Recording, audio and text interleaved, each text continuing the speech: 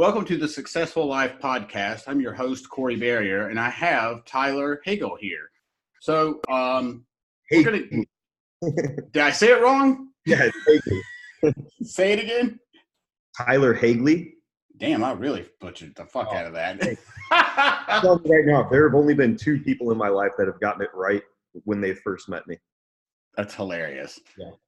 So let's dive right in. Tell it. I just want to hear your story, dude. I'm very interested in how you got where you are, and I think a lot of people would be interested to find out, more about you, and not to mention where you're going. Yeah, of course. So, like I said, my name's Tyler Haegele. I'm 34 years old. I grew up in St. Louis, Missouri. I didn't really have any, if we're going all the way back to the beginning, I didn't really have a troubled childhood. My childhood was actually pretty fucking awesome. Great parents. They were also those kind of parents that were cool parents, but they didn't really know how to parent, if that made sense. Like, they didn't prepare me for the world, which was kind of like a blessing and a curse in a way. Okay. I have the mindset to want to learn things, but at the same time, it was just to give you for instance, going through high school, I didn't know how to, my parents didn't prepare me for prom or homecoming, or I never got to talk about girls. I didn't know what an ACT or an SAT test was until I was a junior in high school. Why do you think that is? I don't know. My parents just are not, they're kind of the complete opposite of me. They just kind of coast through life. They're one of those cogs in the machine that, the less responsibility that they have, the better. And they're kind of here, go out into the world and figure this shit out, and which is really interesting because especially with my mom's dad, who was the vice president of a Federal Reserve Bank here in St. Louis, who was just very, you guys are going to go this, and this. And they had a very structured life growing up. So maybe on a subconscious level, she just didn't want to do that to me. But yeah, it was interesting looking back a few years ago and really seeing how much they did not really parent me. But they were cool. I grew up, they were very supportive though, always been the most supportive people, especially when it came to sports. I was pretty decent at my sports, especially baseball. I played year round, traveled all over the world playing baseball. The plan was always to go pro, and nothing ever told me that I was not going to go pro. And my parents fully believed it. If we were playing in a tournament, or whether it be my high school team or my summer league, I was always either the MVP or the I just had all the accolades in baseball. And like I said, I was pretty good. What position do you mind me asking? Well, I played a number. So growing up, I was very fortunate to have very good coaches. One of them was Lance Sherman, who was an ex-Texas Ranger outfielder, and he was our pitching instructor. And then our other coach was Shane Eames, who was our hitting instructor, but he was also a scout for the the Expos and the Marlins. So here's people that are professionals in this sport, and they're coaching us at a very young age. So we were able to form discipline really quick, mental toughness. Usually if we won a game, they would dissect and pick apart our game even more on those nights, and we would have to run more at the end of it. So it taught us that, don't dwell on your wins, so to speak, which is, I think too many people do that, right? They see a little bit of success here, and then they take their foot off the gas pedal, and it's fuck, no, you reel it back in. There's a lot you left on the table there. And so, this is actually the first time I've talked about this. So it's really interesting that I'm kind of figuring out that's what they did from a really early stage. And I really never thought about that before. But yeah, so I grew up expecting to play pro baseball. Girls were never a thing, just because I didn't have time for them. It was go to school. Then my mom would pick me up. I would go to either soccer practice or baseball, depending on the day, because we didn't practice every day for baseball, but usually about 4 nights a week. Even in the winter, we would rent out a gym, and we would do running, we would do ground balls, and we would do drills and, all the fundamentals. And I loved it. Baseball was life. My friends were amazing. Just never really had anything. The hardest part of my childhood, this is sad, was once.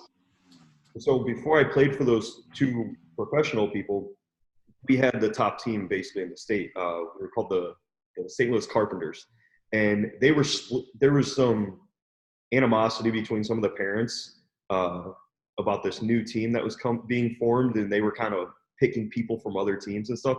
And so that team basically split off into two teams. And my hardest decision of my childhood was choosing to stay with the original team or go with, the team that I thought was going to better suit me for my future in baseball. So yeah, that's funny that's the hardest part of my childhood, I think. Yeah. Okay. So which way did you go? So I went obviously with the professional player and the professional scout. I mean, if you need, I was looking at it from like a networking standpoint. Like, okay, these guys are going to know people in baseball, in Major League. They're going to know the right scouts. They're going to know coaches, and that's going to better prepare me for my future, whether it be college or whatever after. So yeah, so going through. Oh man. Actually, the second hardest decision of my life came when it came to which high school I was going to, because I had always prepared to go to a private all-boys school, which excelled in baseball and hockey. And so I go try out, and the coach is really impressed. He asked me to come back, and I'm getting calls like every week from him, seeing like what my decision is, because it was a big decision. My parents, they made a decent living, but I was the oldest of 6 kids. So, yeah, there was a lot of financial burden that came along with private school. At the time, I think it was like $8,000 a year. And they would also have to pay somebody to drive me to school every single day, which was 30 to 40 minutes away, depending on traffic. And that would have cost $200 a week. And my parents were always struggling for money. So, excuse me, I ended up going to orientation at this private school. And, I think I even went for like a week. And then I just went down to my parents. I'm like, well, actually, my parents approached me. They said, okay, this is when I knew it was going to be a struggle for them. And I knew they could have reached out to my uncle or my grandpa for help if I said yes. But I just felt so guilty that they were coming to me and offering, hey, we will build you your own room in your basement and finance your first car if you just decide to go to this new public school that's opening up like a couple miles away. And as much as it pained me, like I wasn't going to put my parents in that situation.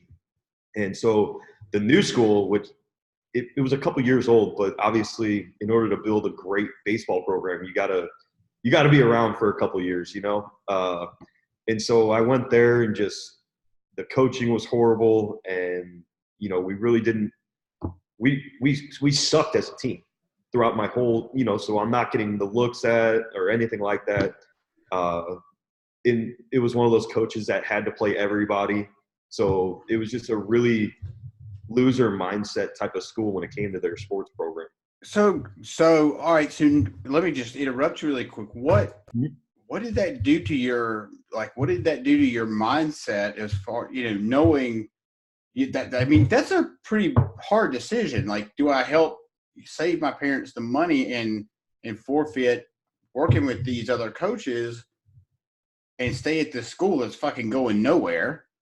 Yeah, I don't think that I was aware at the time. I was still so young that I wasn't fully aware of the implications that would have on my career as a baseball player. So Sure. It's one of those things where it's like, okay, so it's a school, I'm still going to be playing baseball. I'm good enough to still get to see him, but it was a very night and day difference between exposure, coaching, and everything that I needed to make it to the next level.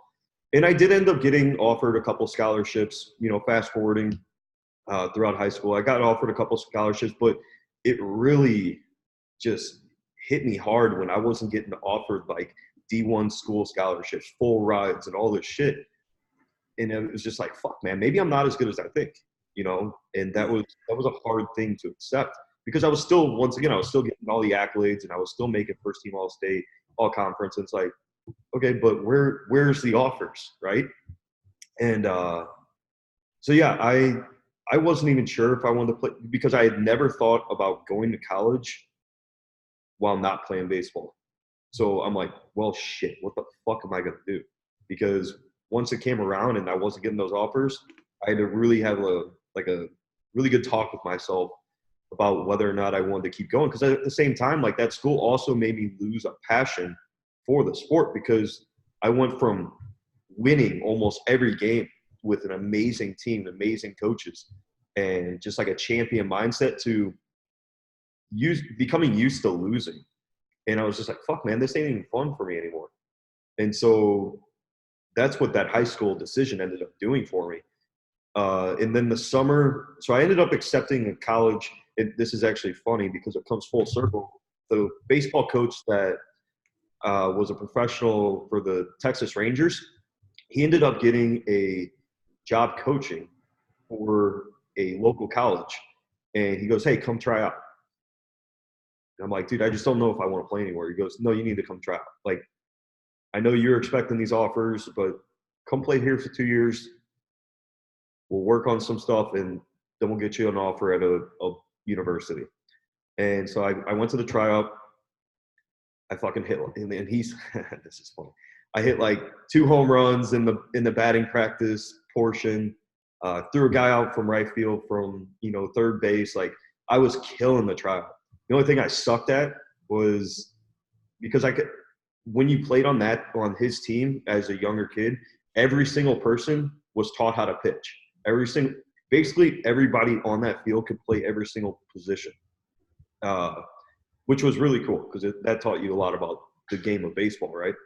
And so we could all pitch, but man, that tryout, I hadn't pitched in like a couple of years, and I was only hitting like 85 and low 80s. And I'm like, fuck, man, like my arm strength was still there, but because of my mechanics hadn't been worked on in so long, I wasn't able to get the drive or anything to get that real power behind the ball. But anyways, I killed the tryout. I accepted the offer. They were going to pay 2 years for school on my books and everything. And then I called the head coach, then summer happened, and I'm in like this scrub league, right, with my friends. And I'm playing left field, and this guy hits a line drive out, catch it, and I try to throw the guy out at home. I did, but I immediately dropped to the ground afterwards. My shoulder, I fucking tore my shoulder. Like the rotator. Yep. A month before I was supposed to go to college, I tore my rotator cuff.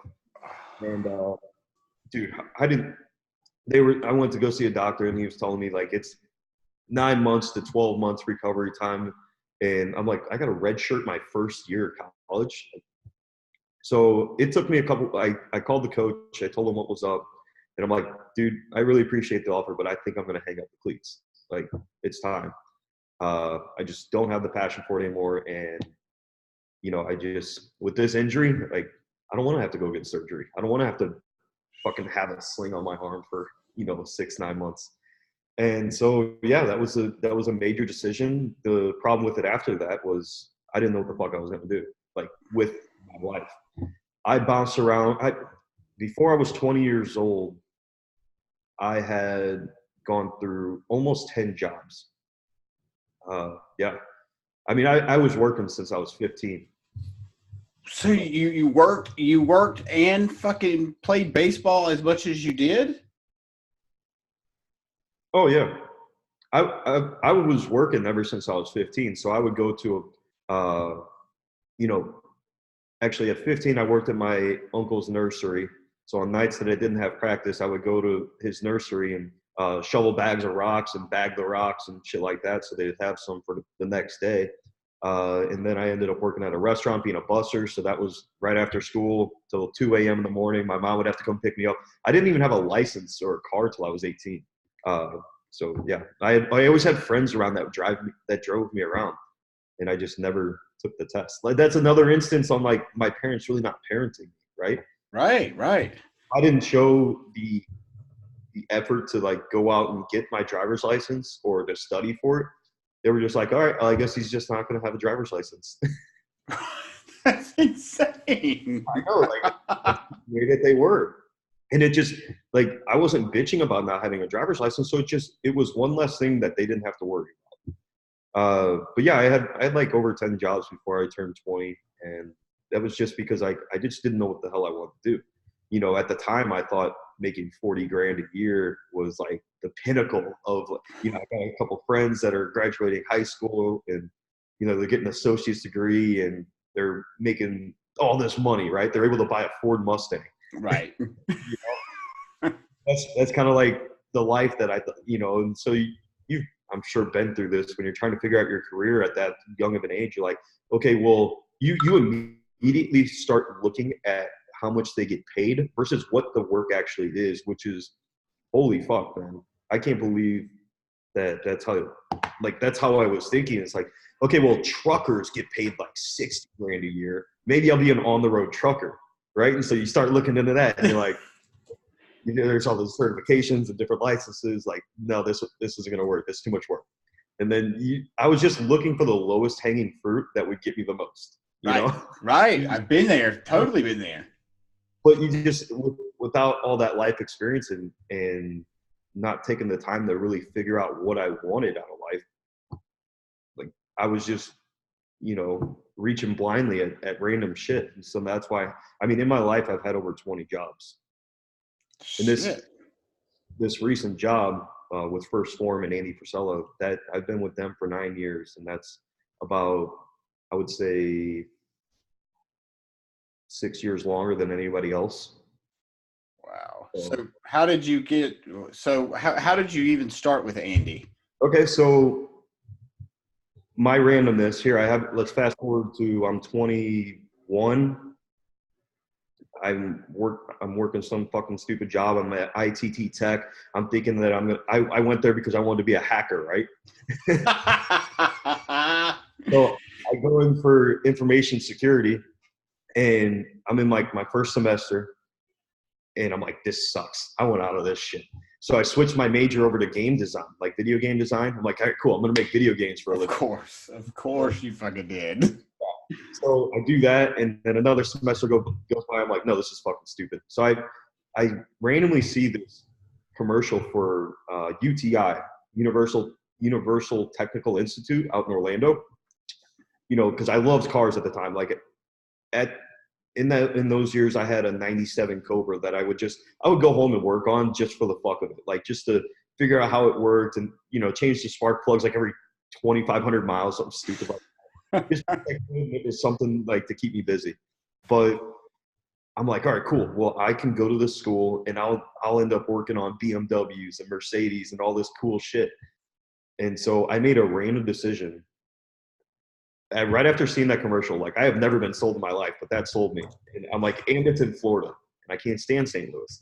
So I went the next day. I told my girlfriend, I go, hey, and we have been together for about 1.5 years at this point. I'm like, hey, I'm moving to Florida. I'm going to this school.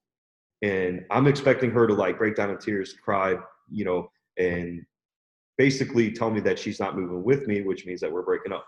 Like, I was fully emotionally prepared for that. And it was just like, like my decision, I'm at peace with this. And I remember she's like, okay, when do we leave? And I'm like, fuck. I was like kind of hoping this to go a different way. But then my mind starts working, and I'm like, okay, well, that means we're going to have 2 incomes, and I'm not going to have to pay rent by myself. Like, very selfish thinking. And she was an amazing girl. But we moved down to Florida, and it is just the greatest years of my life. I ended up not going. First off, funny story.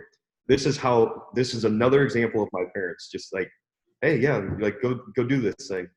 My mom helps me move, like rents a U-Haul, moves all of our shit down there. Dude, this is embarrassing. I get down there. I don't even have an apartment secured yet. I just go to this apartment complex that I find online that looked really cool. And I didn't even apply yet. So my mom's like, oh, you haven't applied yet? I go, no, I was going to do that here. Like, it can't be that big of a process, right? So, without even thinking of a first and last month rent, which I didn't have, my mom had to front that. And I'm like, wow, I am really not prepared for life. I was down there with no apartment or money for whatever reason. I just thought it was going to happen. I hadn't even applied to the school yet. And when I did finally get to that school, I just asked myself a simple question that I probably should have asked like before moving down there, which was, do I want to be underneath the hood of a car for the rest of my life? And that answer was immediate no. Like, why would I think this is cool? Like the allure of working for those prestigious brands like Mercedes and BMW, very appealing to me because I liked cars. But at the same time, I don't want to work on other people's cars. I want to work on mine, and that's it. And now I don't even want to work on mine. Like, fuck that. Having to get my oil changed and drive to the oil change place is enough of a pain in the ass. I totally agree. So yeah, I ended up not going to UTI, and I'm like, okay, I'll just get a job. So I bounced around from job to job. I worked as a used car dealer, Dodge. Like, but you want to talk about selling something that you're not passionate about? We'll work at a Dodge dealership. Yeah. Dude, yeah, I lasted like the 2 weeks of training, and then 2 weeks after that, I ended up closing like a lease. Got a $500 check like a month later. I didn't even know what the fuck it was for because I didn't know that closed on the lease for this couple. But after that, I went to go work for Olive Garden. I was a server there. Or no, I'm sorry, a busser there. Because I'd done that before and I knew I could do it again. Right. Then after that, I got a job at EA Sports. I was a video game tester. Really? Which was really fucking cool. But it's not what everybody thinks. Like, everybody thinks that you're just sitting around playing video games all day. Well, technically, if you're in the infant stages of a video game, like the code is still pretty new, that game's breaking every 5 fucking minutes, and you're recording it on this little TV, and you're trying to recreate the bug. You know, okay, so I'm on, because my name is on Tiger Woods 09 for Wii. So if I'm playing this game, and I'm on hole 9, and I hit the ball, and as soon as I hit the ball and it goes in the air and I unplug the controller, what happens? Or I hit it this way. Does the camera go in the right direction? Do I get the right error message? Is the grammar right whenever the error message comes on? All this shit. So you have to recreate the error while recording it. And then once you do, you take it over to another computer. You write up what's happening to the developer, and you upload the video file. So yeah, that doesn't sound like fun at all. It's not that fun. Not until you get to fucking, the last stage of the game, and you're literally playing like a very polished game. And then even then, you're still playing a fucking video game for 9 hours, and you're forced to play that one video game. But I ended up leaving around like month 5 because I got a job offer, and I was only on a 6-month contract for EA Sports. And then depending on your output as far as a QA tester, like how many bugs you reported, blah, blah, blah, and other factors, depended on those, determined whether or not you would be kept on as a full-time employee. And I wasn't willing to risk that because I was only getting paid $10 an hour. And I went to go work for Walgreens as a pharmacy tech in this new program that they had, which was in-house pharmacy techs. Like, you weren't at an actual retail location. We had I was like the first of 12 pharmacy techs, and then there was 12 pharmacists. So basically what would happen is we would get a script sent to us with the SID code, what the doctor would say, take 1 tablet by mouth every day. And then I would have to translate the SID code into fucking English, So it's like, I'm sure it was a job in itself. Yeah, it is. So it's like TK1POED. So take 1 pill every day by mouth. And so that would get submitted, and it would go to the pharmacist behind me, right? And then they would just double check it, make sure that they're not overdosing or taking different medications that conflicted with each other. And that was my job. I would look at SID code, translate it, repeat. And I worked at that job for actually a year, and I kind of enjoyed it. But then what would be my business partner, when I got into photography, he brought me along on a shoot. He was one of my best friends down there. And, that's how we went to this car show. We started handing out business cards like, hey, we do car photography. We do real estate photography, kind of hustling at the car shows because we knew that they were wealthy guys and that they loved their cars. They had a passion about cars. And yeah, we got our first gig, and it was actually I think he was the CEO of MetLife at the time. He had a brand new ZR1 Corvette. He took us to Sebring International Raceway to take the photos and stuff. He actually ended up taking us in the car with him. My business partner ended up puking in his car because he wasn't used to going around corners. Oh my God. Yeah, and then that was my life the next year. which was just doing videography jobs. And life was amazing. Like, we freelanced it. I would wake up every day at whatever time I wanted to if we didn't have a job, go to the gym, play racket. After working out, I would play racquetball for like 2 hours. And then usually by that time, it was, around the evening time to where my business partner's roommate, Drew, we would go to the volleyball courts because it was a very new complex, but they just didn't put much money into their volleyball court. It's like, hey, we have sand in a net. We don't need any more. So, and they didn't really pay anybody to take care of the upkeep of it, like, rake the sand or anything. So we would go over there every day around the same time, like 4 or 5, and, rake the sand, do whatever we needed to do. We ended up convincing the apartment building to buy us poles and netting. So, because there was a lake on the other side of the fence that if you like really got a hold of one and it bounced over or flew over, it was going in the lake and you had to wait like 15 minutes for the fountains to push it to the shore. Oh, God. So, yeah. And then after that, usually my girlfriend would be getting back from work and we would go, there was a bar on site that had like live music and, bar food and darts, and we would drink, eat, and just have fun every single night. Like, it was an amazing time of my life. And then fast forward, my dad had got forced into retirement from Daimler Chrysler. He worked at the power plant here in St. Louis that closed down, and he didn't know what he was going to do. He got 2-year severance. So he got like, I don't know, 120 grand after taxes. And so my girlfriend at the time was getting really homesick. We had been away for like 2.5 years. And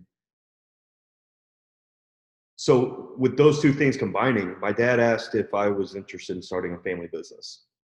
He wanted to do modular outdoor kitchens. And Okay. Regardless of what it was, he could have told me that he wanted to install security systems or whatever. I've always been very attracted to having a family-run business. For instance, like, even if it didn't happen with my family, I would want to marry into like a girl whose family had a business, and I would eventually get, absorbed into that because I love that dynamic. And so we ended up packing up, leaving, going back to St. Louis, and back into my parents' house, which was not fun. And my girlfriend's still living with me. And Jesus, the recession hit. So I'm like the only one that's doing anything for the business. My dad's doing a little recon, like, hey, what kind of materials do we need? How big should we build these things, and what price point should we try to do them at? Meanwhile, I'm doing all the marketing. I'm making all the business cards, and I'm setting up the website and all that back end shit that he has no clue how to do. And then about 5 or 6 months into that, the recession hits, and my dad has apparently blown through all of the fucking money somehow. They didn't prepare me for life, and they really are very irresponsible when it comes to their life too sometimes. Because the first thing he did with that money is he bought a new truck, like not new, but like I think it was like 30 grand. He bought a bike, which in his mind he's saving gas mileage, but it was like a $20,000 bike. Right. And then without telling my mom, he put like, I think it was either 40 or 50 grand into the mortgage, which they just refinanced, and it didn't even pay off the mortgage. So it's like, what's the fucking point? Like, we need like a year's worth of runway here in order to make this thing work. And now you're telling me that you're going to be out of money in a couple months. And his whole thought process is, I'm going to save interest. If that, like, they just refinanced. No, I know, but still, even if you're saving the fucking interest, it's not enough to fucking give up $50,000. Like, so in his head, it was the right thing to do for some reason. Obviously, it was not. Like, there's time to pay off some bills, and then there's time to fucking save money. Right. So yeah, like, once that happened, and I found out that I moved back to St. Louis, I moved away from this amazing life. And I went from that to thinking I was going to have a family-run business, and, we were going to sell $30,000 kitchens, So yeah, once the recession hit, it's like, okay, well, people in St. Louis are not going to be able to pay 20 to 30 grand for a kitchen in the middle of a recession. when they can only use it for 6-7 months out of the year. Like, right. So yeah, it was very much a nice dose of reality hit. So I got into like a really deep like state of depression without even knowing it. Like I didn't wake up depressed, but my actions kind of definitely told me I was depressed. I put on like my normal weight is around 185, and dude, I got up to like 211. I'm 5'10". Like that's fucking big for me. So I remember just being in the bathroom one day, and I was like, fuck, man, like when did this happen? And then you start remembering all the times you like justified, like I would like, because I had a conversation with my girlfriend, like, okay, I need to get my act in gear. She's like, well, you pretty much play video games and you ask me to get, fast food for you every night when I come home from work. And I'm like, okay. Yeah. Yeah.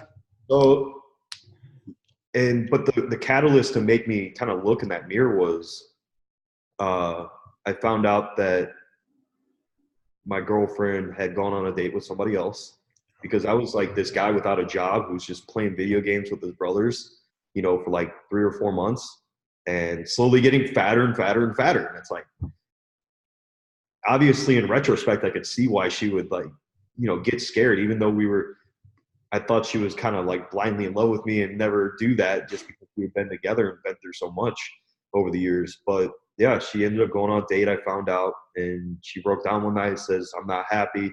And she ends up leaving me that night. And I remember thinking like, holy fuck, I can't lose her, because she is literally the only thing I have left. And if I lose her, like, what the fuck? What am I going to do? And so I run downstairs. I'm like, Mom, Alex just left me. Like, I got to go find her and talk to her. And I hop in my car, and I remember my mom saying, be careful. I'm like, I am. And I wasn't speeding or nothing, but I'm going down our main street, and there's a Walgreens right here. And this kid, which ends up being my neighbor's kid, pulls out in front of me, and I swerve and I hit his rear end. We do one of these. My car is absolutely totaled. I still have pictures on my phone. Call my mom. I'm like, I've been in an accident, blah, blah, blah. She's freaking out. Like, yeah. So that was like the lowest of the low right there. I'm on the side of the street explaining to the cops what happened. Meanwhile, I'm thinking about my girlfriend not picking up and not answering my voicemails where I told her I've been in an accident, but I understand why she didn't. Like, that seems like an act of like desperation in that time. But and ironically, it was in front of a Walgreens. So, yeah. Right. Wasn't that the place that did you work, Walgreens? Yeah, I did, but on the actual Walgreens. But right. Yeah, fast forward, we end up working things out, and because I get this question a lot, especially from girls, like, why did I ever get married? Because we got engaged. What really scared her too, the part that I left out, was I bought her a ring. I sold all of my photography equipment, and I bought her a ring. It was like an $8,000 fucking ring. Like, this was not just some like Cracker Jack box shit. Right. And so, yeah, I bought her a ring, and she ended up finding it. And that's what kind of instigated the conversation of like, I'm not happy type of thing. And she thought I was going to like put her in this, like back her up into a corner with this ring and kind of force it. But we ended up working things out, under some certain stipulations that, I get back in my routine that I had, like, find a job, find something to do.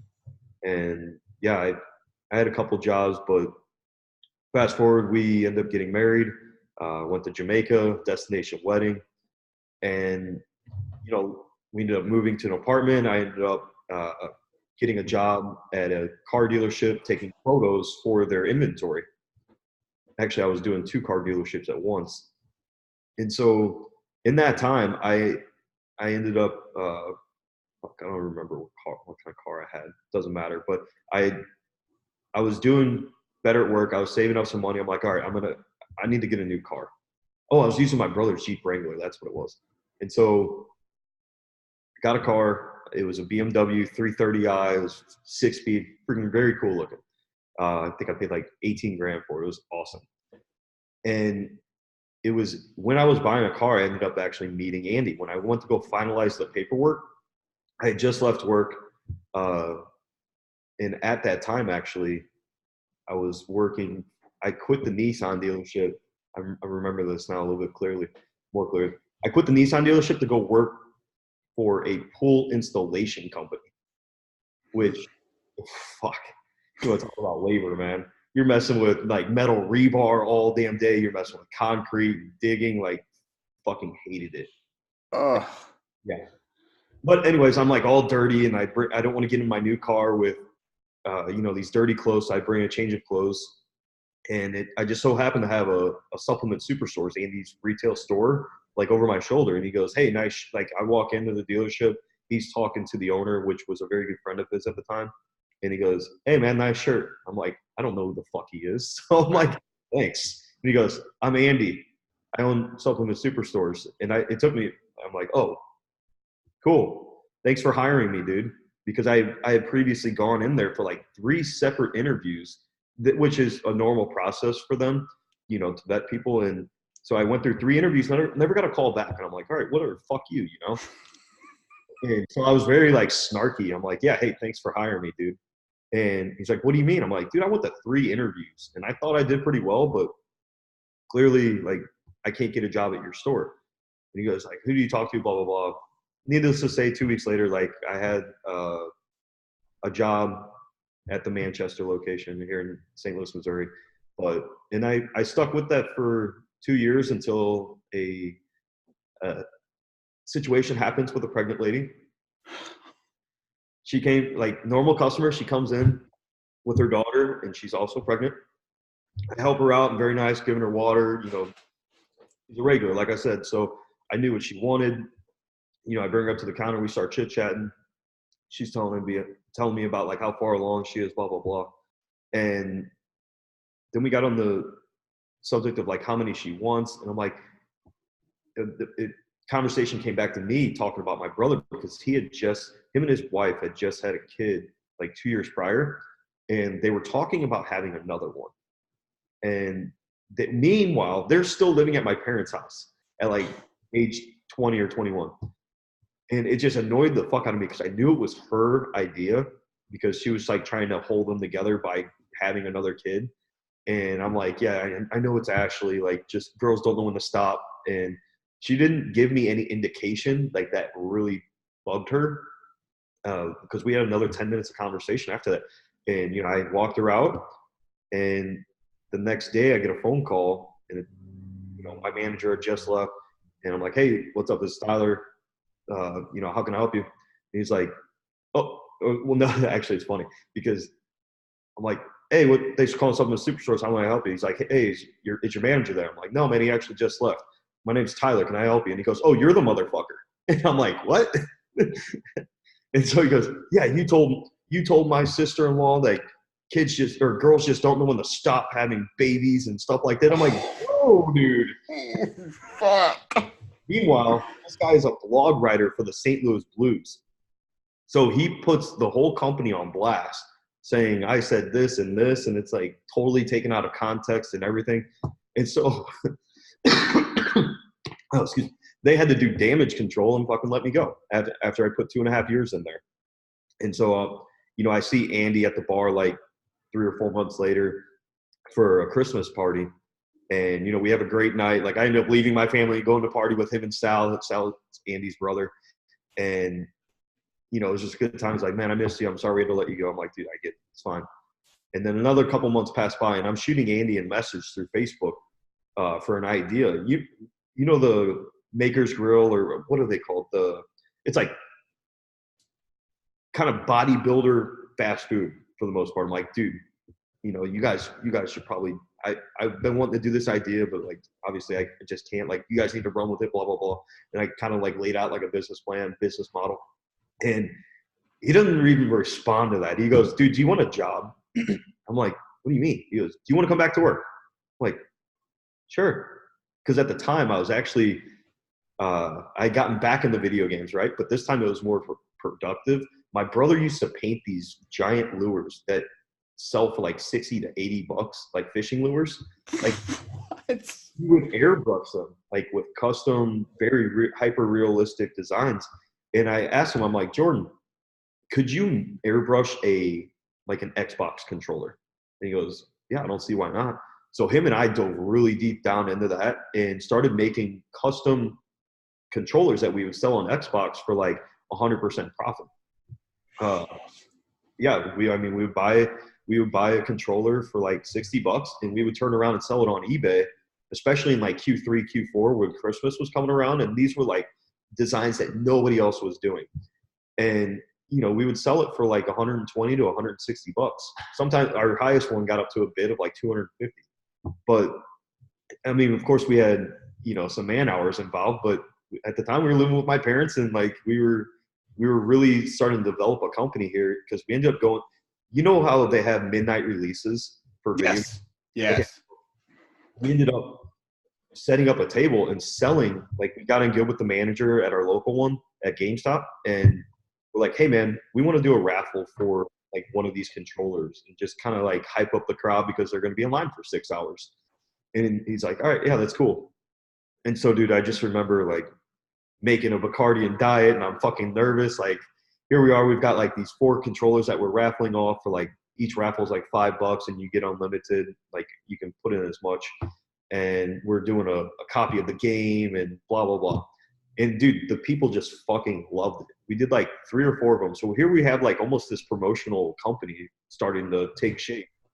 And I ended up getting that job back with Andy. And I'm like, Jordan, I gotta take this like more stable thing and like kind of get my life together. And he understood. But what was funny was when the game release season came back around, in like October, November, we were getting calls from GameStop from like multiple locations being like, hey, like, are you guys still doing this? Because like we got people calling in and asking if you're going to be there. And we're like, holy shit, man. Like, that's crazy. And that's just the thing, right? Like people don't realize the amount of opportunity that's out there and how, as cliche as this sounds, that you really can take something that you're extremely passionate about it and make your own market for it, right? Yeah. You can make your own market. You don't have to confine yourself to, what you see with your eyes. So yeah, I get back with, with Andy, things are going great. I work for S2 and First Form at the same time. And then I eventually moved all the way over to First Form. And, I was in charge of their content. That was when social media was just becoming popular as far as like Instagram and YouTube. So this is around the 2011 age. Like I made the first post on our Instagram. Like that's how new it was. And, 2 years go by. And I remember coming home and going right back to work on my computer, and my wife comes home, and we had been married. No, like it was 1 year exactly. We had been married for 1 year, and she comes through the door, goes to the fridge. We say hi. Like I'm not getting up to like greet her or anything. It's like hey. It was literally felt like she was a roommate, and I just had this just kind of like profound feeling come over me, just making me question like, what the fuck, man? Am I going to put up with this for like 50 years? Because as soon as she got her drink, she like went over into our master bedroom and just, I know she like turned on one of her shows. And I'm like, no. And so the gears start turning, dude. And I'm just like, all right. I remember the first thing thinking is like, fuck, man, if I ask for a divorce, I'm going to lose my best friend because my best friend was married to her cousin. And I know that we're not going to be able to hang out anymore. And I'm like, well, fuck, if that's the first thought I'm having about, being scared about getting a divorce, that's a big red flag. I'd say so. Like, I'm not even concerned about what she thinks. I'm concerned about losing my best friend and what her parents are going to think. Because I was feeling guilty that they just spent like 15 grand to take us all to Jamaica, So the stupid fucking reasons to stay in a marriage. But I feel like more often than not, people, they justify staying in that very uncomfortable situation for the dumbest reasons. They don't see the reasons why they should get out of it. And I had this conversation last night with somebody that, because everybody talks about their comfort zone. Well, I think the majority of people, they're in a comfort zone, but it's way more uncomfortable. They're just not aware of it. Does that make sense? Dude, I've been married. This is my third marriage. Fuck yeah, it makes sense. Yeah, and not even just marriage, but in their career, Sure. Like it's comfortable to them only because they're used to it. But every day is super uncomfortable. If they were just to actually go follow what they really wanted to do, and make those hard decisions to get a divorce or take a risk and go all in on the business, like they would ultimately be way more happy because what they're doing internally is just denying what they want every single fucking day. And that's going to eat away at you, whether you know it or not. And it's going to make you develop really bad habits and just become unhappy over time. The vicious cycle. Dude, it's such a vicious cycle. So I'm very fortunate that I'm able to recognize when I'm in a bad situation very quickly and not be scared to make that hard decision because I know what's on the other side of that, right? Which is a lot less anxiety. Like there is good anxiety. There is good stress. As long as you're doing what you want to do, like that shit's all usually good because it can actually motivate you too. Like I had a deadline for something with a project I'm working on, but it's something that I'm really loving. So I was up till like 4 a.m. working on. Like I would never do that I have done that for first form, but it was only because like I was kind of forced in a way. I wasn't excited while I was doing it, So yeah, we ended up getting a divorce, and then I haven't dated anybody since my divorce, which was in 2014. And, I feel like I would never say that I regretted marriage. I haven't done anything that I've ever regretted, whether it be baseball, quitting that, or anything. Because, if you're smart enough to look at it, like it's got you to where you are today. So I'm very fortunate as to where I've gotten today, the lessons I've learned. And it came from risking stuff and making the hard decisions, right?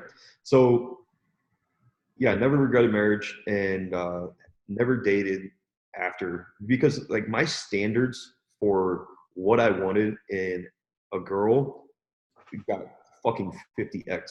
I remember sitting down like a month or two after I got divorced, like literally signed the paperwork, went to the judge, and I'm like writing down, what do I want in a girl? What do I want in a wife? And dude, it was fucking monstrous list, like unreasonable. Like, to give you an example, first language must not be English. That's pretty specific. Yeah, but how many girls fit that criteria? Like a ton. It was just something that, like, I wanted the complete opposite of her. Sure. Don't get me wrong. My ex was an amazing wife, amazing girlfriend. She was gorgeous. She didn't have that ambition that I would look for. She didn't, like, I just always felt like I was settling just because it was the easy route. Sure. And she took great care of me. And we never fought or anything. It was just one of those things where it's like, hey, you're more like my roommate than my wife. And I'm looking for certain things in a wife-husband kind of relationship. So yeah, then, I worked for First Form, obviously all the way up until now. And in that time, I've gotten to experience a lot of fucking cool shit. I'm very fortunate for the opportunity that Andy gave me. I ended up moving up the ranks. I was creative director for First Form, Andy's brands.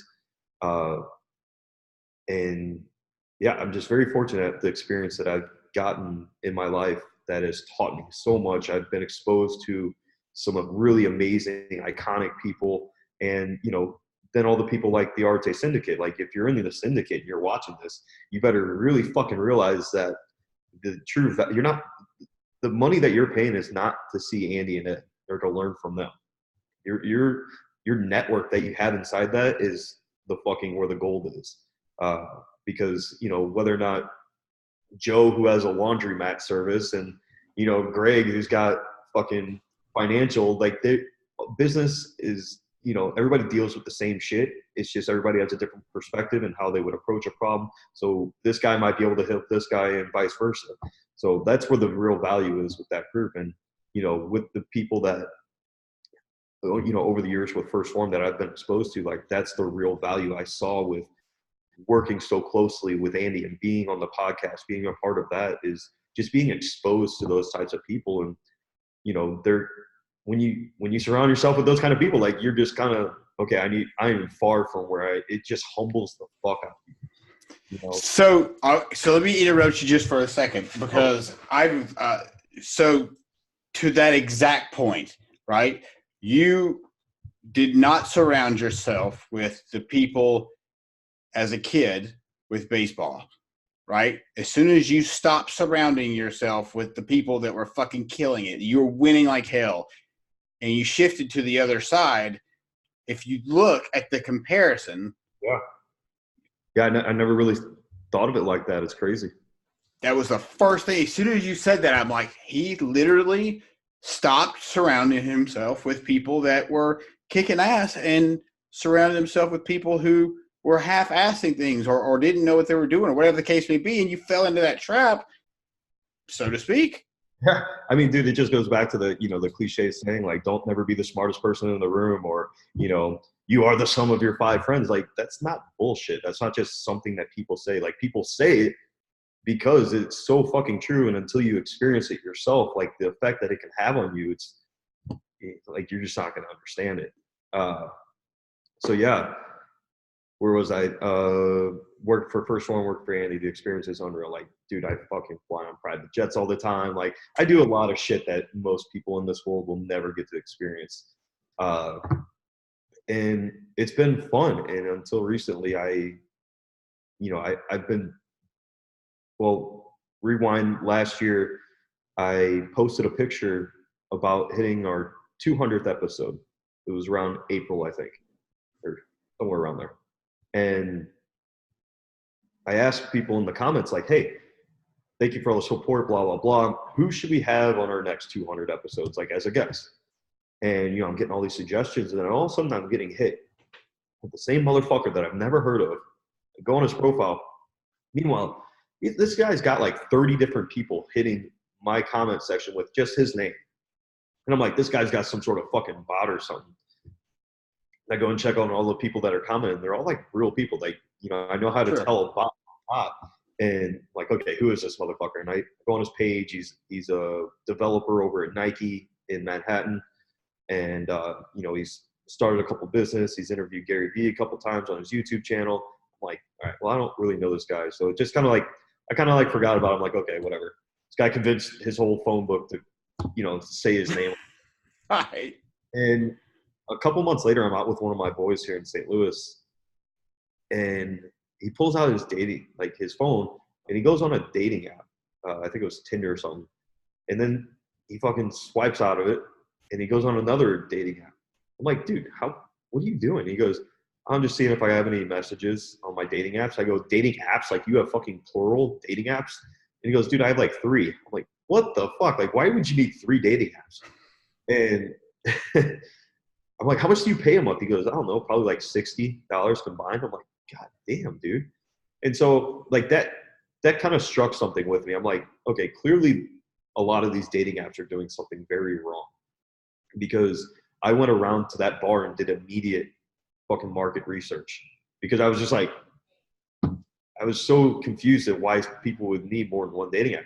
So I went over to this group of girls. I'm like, girls, sorry to bug you, but do any of you girls use dating apps? And if so, how many do you own?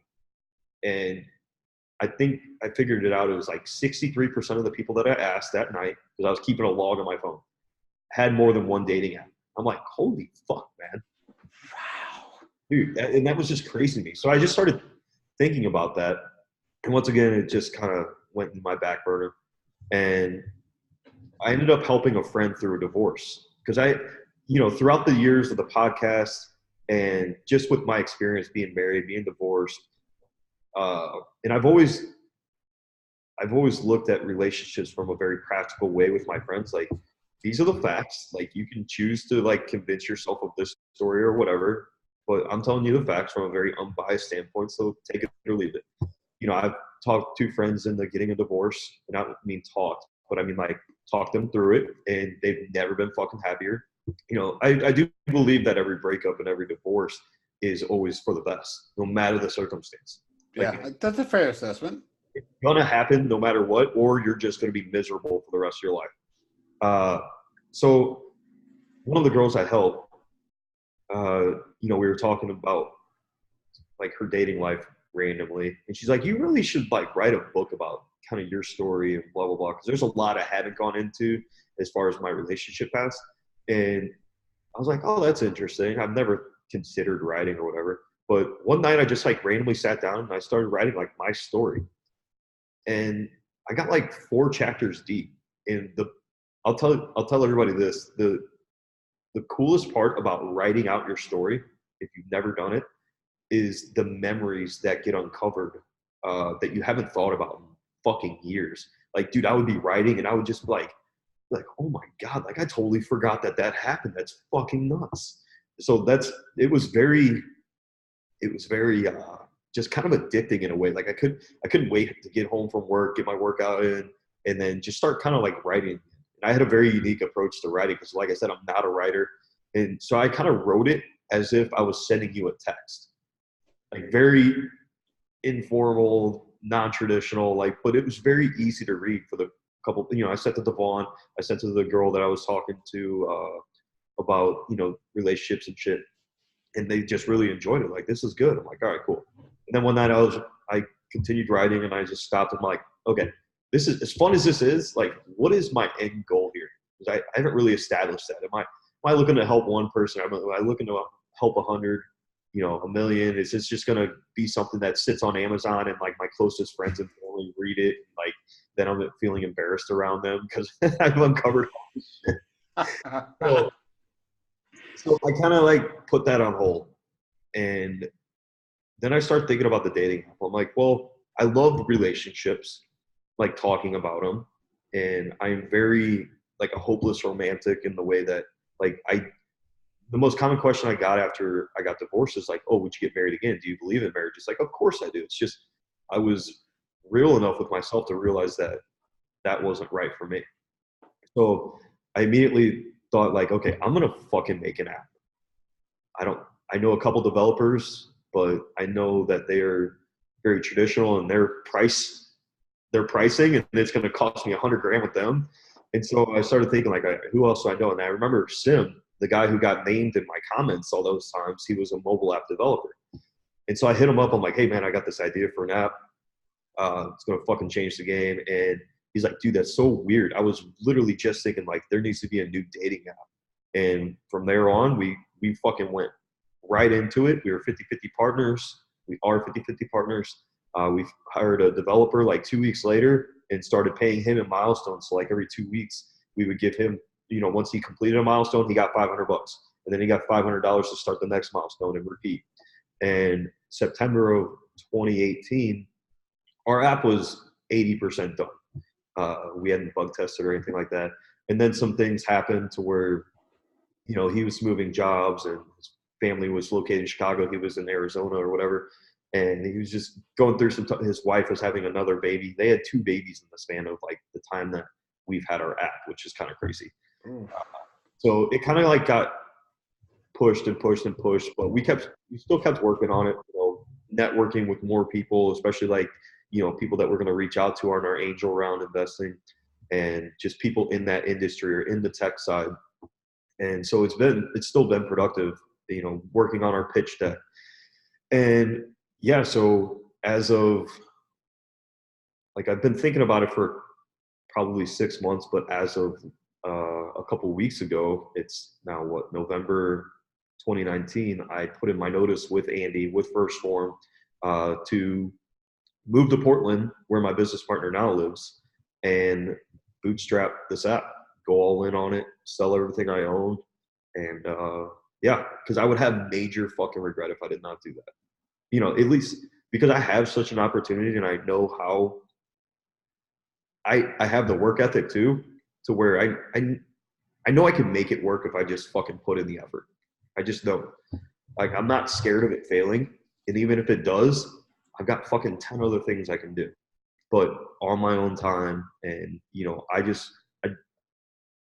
I don't want to say I'm following my passion, but at the same time, like I am fulfilling, my needs at right now, which is I need to do something on my own. I need to create something on my own. So I don't know when my last day is with Andy, but it's probably at the end of this year. whenever we complete this round of 75 hard for him, and he releases his, his materials, like his book, his audio courses that he's going to come out with. So, yeah. So, and I assume you're wrapping up the documentary. Is he still doing that or no? Yeah. That's still in the plans. There's still so much to be shot. And I just leave him high and dry. We've been through so much together, and I respect the hell out of him. That dude has taught me more than I could ever, imagine, especially in the short, I feel like I got 3 times the amount of information and knowledge that most people would get in that same time working for somebody else. So, is he aggressive and loud and boisterous when working for him? Of course. But I'm so used to that. Dude, I've been yelled at since I was 7 years old playing baseball. That's nothing fucking new to me. I could take the heat, but it's just, me leaving has nothing to do with Andy or anything. For one, I hate living in St. Louis. And that's the reason why, I have this amazing penthouse downtown, because it was something that made it not feel like St. Louis. It was something to come back home to and be proud of. And just, I have amazing views, but it's not enough. So I'm willing to give that up. I'm thinking about selling my car too, which I never thought I would sell because it took me 10 years to get it. Is it an R8? No, mine's a Jetstream Blue 2008 Z06 Corvette. Okay. Maybe I don't know why the hell I thought it was an R8. Jason has an R8. Who? Jason Kane. He's part of the Arte Syndicate. Oh, that's so funny. He started following me, actually. Yeah. That's so fucking weird. I just said, I think I was talking to Josh Kirk, and I was like, this guy named Jason Kane, he works at First Form, but I don't know who the fuck he is. Anyway, so that's crazy, dude. It was funny when we started out. You really didn't think this was going to be much of a story, but I think it was pretty goddamn impressive. I just don't like putting out there, that I think I've accomplished anything in life. If I've accomplished anything, it's becoming very self-aware and having the strength to make those difficult decisions. Absolutely. I haven't done shit yet. This is all the introduction to the actual book that I am writing right now. In grand scheme, I want to take this. I am documenting. I highly recommend, if you are doing a startup or if you are creating a business, document everything. You don't need a videographer. Just set your fucking phone. Most of the time, I'll set my phone up right here by my computer, and I'll explain what just happened or what I'm, doing tonight to work on the app and what kind of milestone we're at, and just random updates, because I eventually want to take all of this and, I'll record. My business partner and I Skype all the time. I'll record those Skype calls because I want to take it to fucking director or writer one of these times and make a fucking movie out of it. Because I think if I am successful in the app and, make it something big, that it'll be a hell of a story. And even if it's not successful, it'll still be a hell of a story, because there's not enough stories out there being told of people leaving their 6-figure corporate job, where they're fucking miserable at, and just going out there and giving everything up, because we're in such a materialistic era right now to where to give everything up that you've worked for the past 10 years, it's just unheard of. Well, and, I'm sure at this point, it's oh, what the fuck ever. But for somebody that's not around somebody Andy, and around all the people that that you mentioned, you've been able to meet and interact with, that in itself, I think for most folks, it's hard to believe you would trade something like that up. In addition to, of course, whatever how much money you make, does that make sense? It's an effect that you get used to everything, right? What's that? I said you get used to everything. Right? Sure, of course. Yeah. So being around Andy, I look at him okay, it's fucking Andy, just another fucking dude. And and I've also never been one of those people that get starstruck or anything like that. Sure. The coolest person I think I've ever met is Dr. Joe Dispenza. Like, oh my God. Yeah, dude. I can't. He's fucking amazing. because he had an actual impact on my life, when I was going through some very dark times, like 7, 8 months ago. So like he was able to just kind of express things that I've always known just in a little bit different way. And it's like, fuck, okay, this guy's on to something. I like the way he talks. Dude, I'll be honest, man. He's the reason I can visualize. Yeah. He is the fucking, I mean, there's no question that dude has had an impact on my life. There is no fucking, I tell people about the placebo effect. I tell almost every call I've had, I bring that book up because it's been so. The Placebo Effect, that one? Yeah. Yeah. It's a good Well, book. actually, I've read both of them. Three. I have three, but what the fuck? Natural? It was a little. I don't know. I kind of lost me a little bit. But I listened to the audio book, and that was the problem because he wasn't the one reading it, and so it took it away from me. Of course. So I don't know. I should probably give it another stab because I think very highly of it. Supernatural is my favorite book out of the three. Okay, then maybe I should give it another stab for sure. I definitely would. But then again, like, I don't know how much of his YouTube content that you've consumed. Like I consumed. If there's a piece on YouTube, I've watched it twice at least. Yeah. I have his shit like literally saved, bookmarked on my phone. Well, what he's talking about is so dense that it takes you a couple times to like, it's like reading a book from Seth Godin. You're just like, okay. Or I remember the first time I read, well, I didn't even finish it, The Art of War. And I was so thankful that I didn't have a hard copy and I had it on Kindle because I was looking up every single fucking word in that book. Like I've never felt so dumb in my life. I'm like, people talk like this? That's hilarious. That is fucking hilarious. Yeah, I highly recommend Becoming Supernatural. But back to your point, being around those very influential, amazing people who have done a lot in this world and in the business world, like, it's cool, but at some point it's like, fuck, man, I want to be one of those guys.